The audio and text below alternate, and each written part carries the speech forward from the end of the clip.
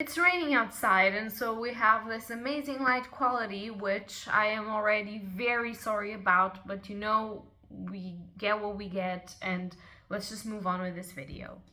Hello beautiful bookworms! My name is Katarina and welcome to my channel, and today I'm going to be doing my wrap up for the month of August. So as you probably know if you've been seeing my vlogs, or maybe you don't know, I will leave them link up above somewhere. I have been doing the autumn equinox for the Magical Readathon. So this is a readathon created by G from Bookworms, which I will leave link down below.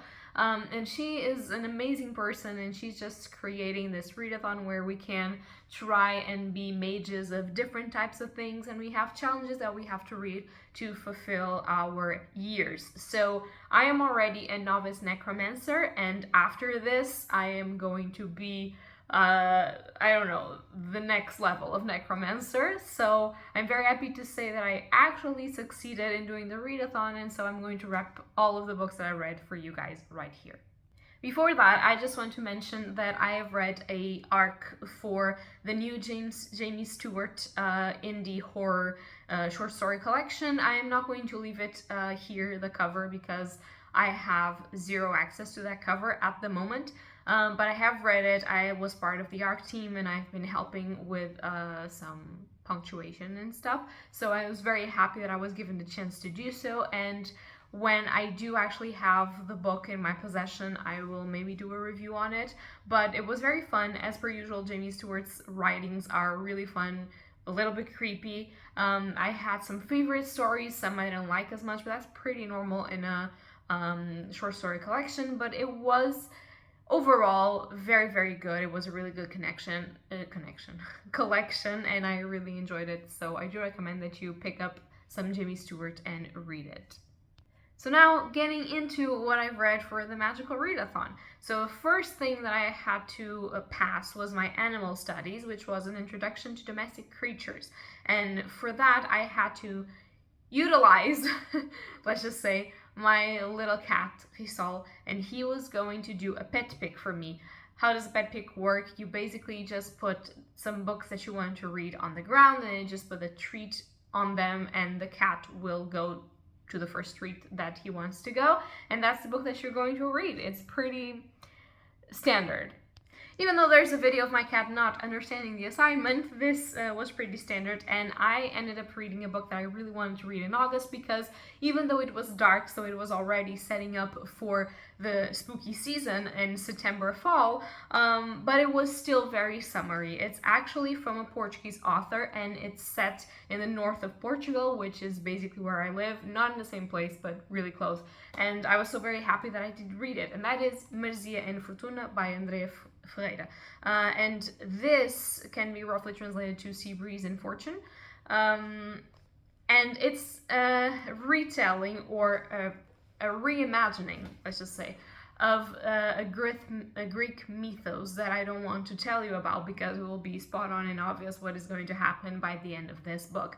I did guess it because I am very familiar with that, but the entirety of the reading was a very dark, you know when you're seeing a train wreck but you can't look away because it's like so terrible and it's just a disaster happening in front of you and you don't know what you're doing and you can't turn away? This is the experience of reading this book. It was very anxiety inducing, and even though I already knew where it's going to go at the end, I really wanted to know like how it was going to be done. And I am very happy that I can read a Portuguese author and just recommend them. If you guys make noise enough, maybe she'll pick up for translation, and that would be great because it's an incredible book. Then I had to read 2 books for my spells and incantations class. So the first was like a short trip I had to read, or a manga or a comic or a graphic novel. And I kind of cheated, but worse for me, in which I've read 57 issues of an entire series. And I will leave up above the review that I've done for that series. And that is Deadly Class by Rick Remender and other people. Let me just remember their names. So here we go. Rick Remender, Wes Craig, and Lee Longridge. And I have done a review for this. I have actually 2 videos about this. I have the first video where I've read like maybe half of the series, and I compare it with the TV show Deadly Class that came out a long time ago, but I was very, very sad that they terminated it, since it was a really good adaptation, even though the comics are better. And then I had that video talking about the entirety of the series, which if you want to see, I'm not going to repeat myself. I am going to say that in that video I stated that Rick Remender actually had an experience as a homeless person. That is not true. I was wrong. What he had was living in a very strange and very bad neighborhood where people like these and stuff like these were happening all the time. So yeah. I stand corrected. But Deadly Class is incredible. If you like, it's basically about this homeless kid, and he is recruited to an assassin's school, and if he can survive to the end of the year, he's going to become one of the most known assassins when he finishes school, and he can have revenge on someone that he believes killed his parents. So obviously that's not just it. It has a lot of discussion about art, music, politics, about like friendships, relationships, and a lot of, it's like the loser kids getting together and just a lot of assassination in between. It is pretty great. I love it. And if you can get the issues, I would really advise that you get the trades paperback, because it's a really incredible series. Then for my second Spells and Incantations class, let's just say, I had to read The Incantation of the Black Flame. So it had to be either a book with a black cover or a book with a flame on the cover. And so I chose the book with a black cover, and I read Poisonberry by Lucy Holden. This is mainly black. It just has a little bit of a white thingy on it, which is a flower, which has to do with the entirety of the series. This is a part of the Nightgarden series, which is a vampire paranormal romance series, but it's just so short. The books are so short. There are 7 books, and they are just amazing. I am on the 3rd book currently, and really hoping to get into the 4th. There's a lot of stakes. There's a lot of cool characters. There's a lot of paranormal creatures. There are different types of paranormal creatures than we are used to in vampire romances, and I really like it. It's pretty dark. It's pretty cool. Obviously it has some trashy cliche paranormal romance thingies, but I enjoyed it so much. I am so happy that I read it, and I cannot wait to read the rest of the series. Then for Conjuration classes, I had to read 3 things, and the first one was Ghostly Etiquette, read a book with Quartz or Royal, and it began my demise. So I've read Throne of Glass by Sarah J. Maas, and I was addicted to this book. I read it so fucking fast. I absolutely love it, and I don't understand why everyone, of course you're entitled to your opinions, but I don't understand why everyone is like, Throne of Glass is like the worst book in the Kingdom of Ash series, in the Throne of Glass series. Kingdom of Ash is a watch book, sorry. Everyone hates Selena Sardothian in this book. Selena Sardothian, I don't know how to say it. Everyone is like, why is this book, I hate this book, it doesn't make any sense, but I will own up on you and say this book makes a lot of sense. First of all, it makes you fall in love with the main characters of the entirety of the series. Second of all, it just tells you point blank that your heroine is going to be someone with a tortured past, and she's an assassin. Just what do you want more, people?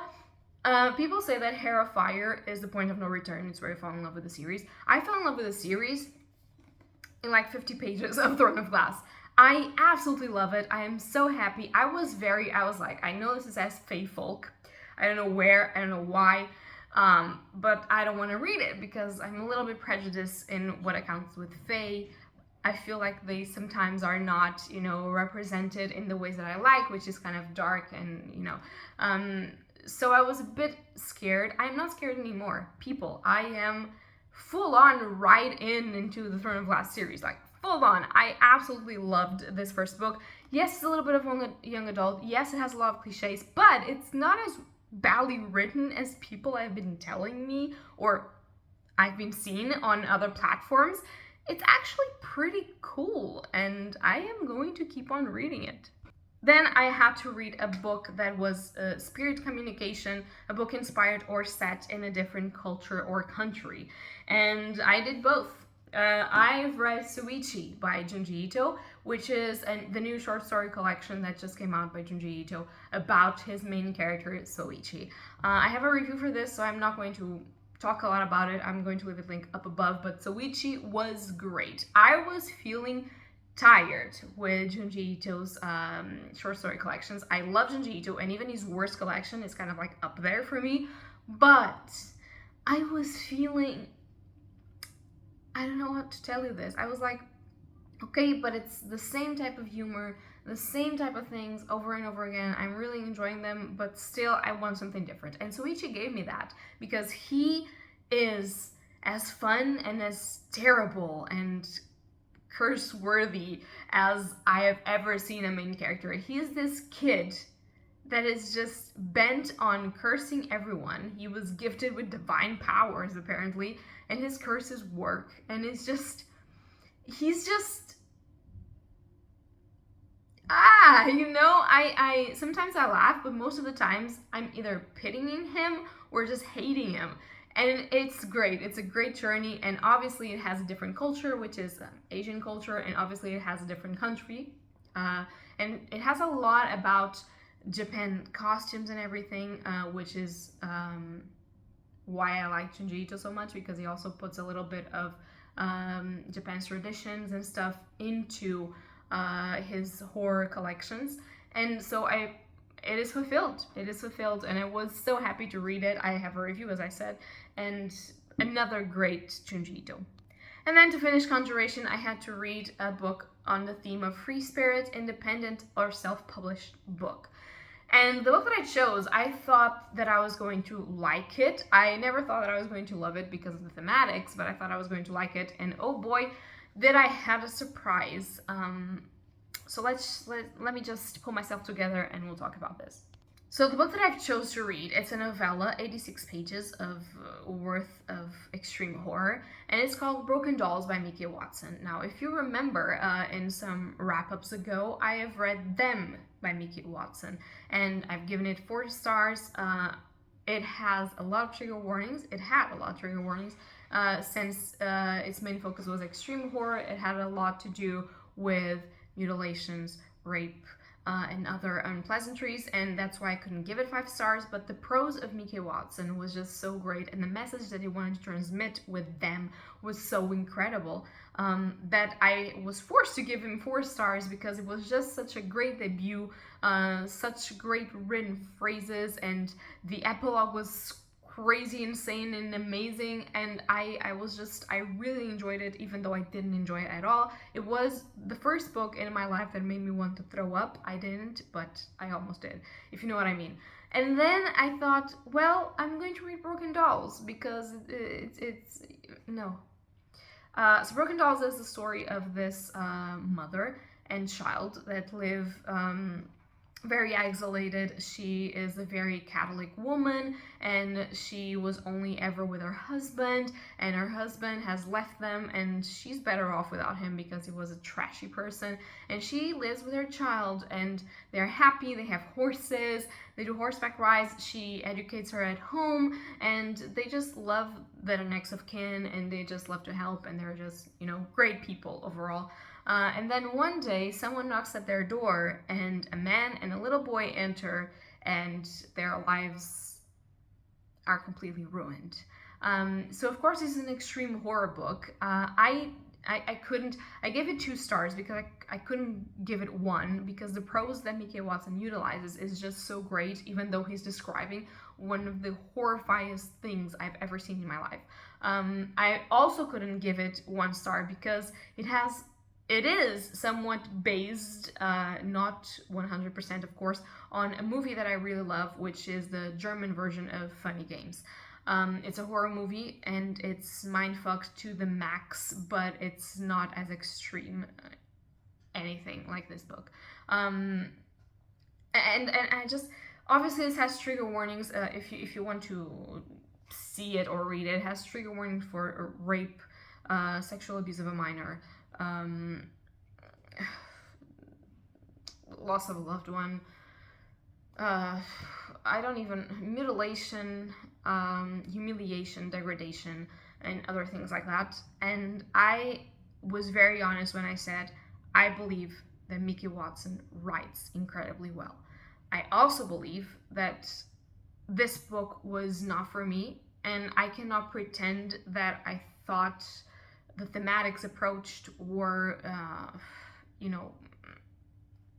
I know that this is an extreme horror thing, but I am kind of thinking that the medium of the extreme horror things is not for me.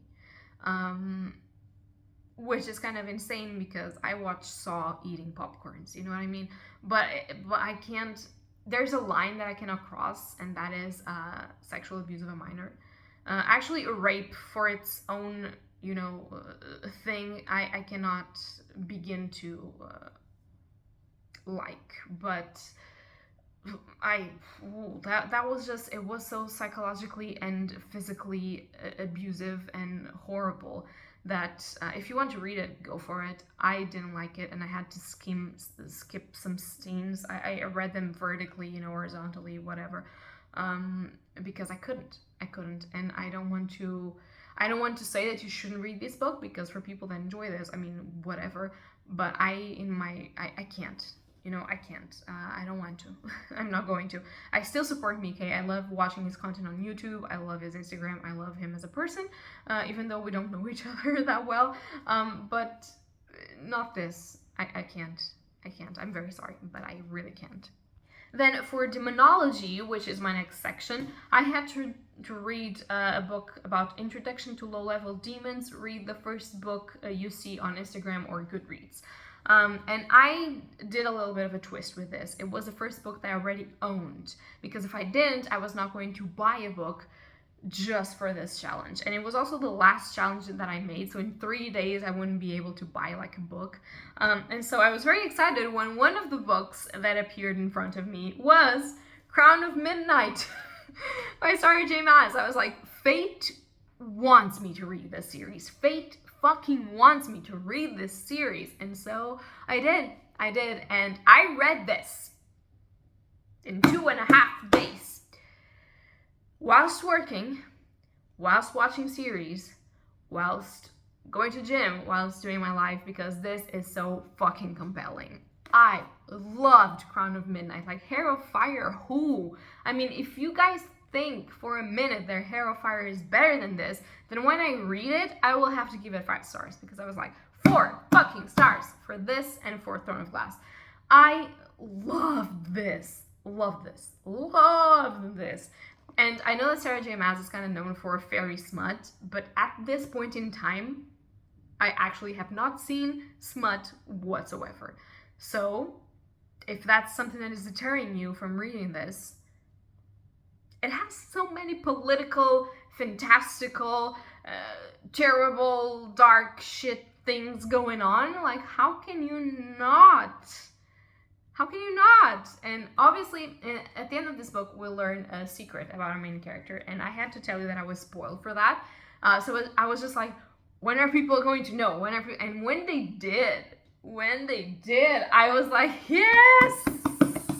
For people that didn't know about the secret when they were reading this, I bet their jaws were on the floor. I bet. I really liked it. I really, really liked it. I'm so happy that I didn't spoil myself for the rest of the series. I was thinking about doing it.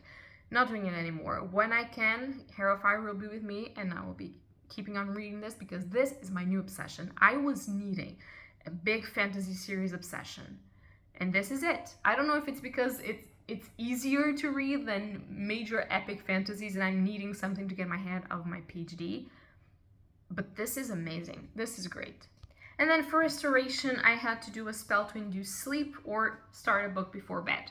And I read a book that I've read like 20 pages of it before sleep, like months ago. And I was like, I have to finish this book. And that is Crush by Tracy Wolff. Welcome to the vampire trashy trash of the age. And I am obsessed. And the fact that this is a Portuguese edition, by the way, and the fact that the 3rd book only comes out in Portuguese next year, I am in shambles. I want to know more, and I have my ship. starting. I have my ship starting. Why am I hitting my books today? So sorry. Wow, I love this. This is the second book in the Crave series.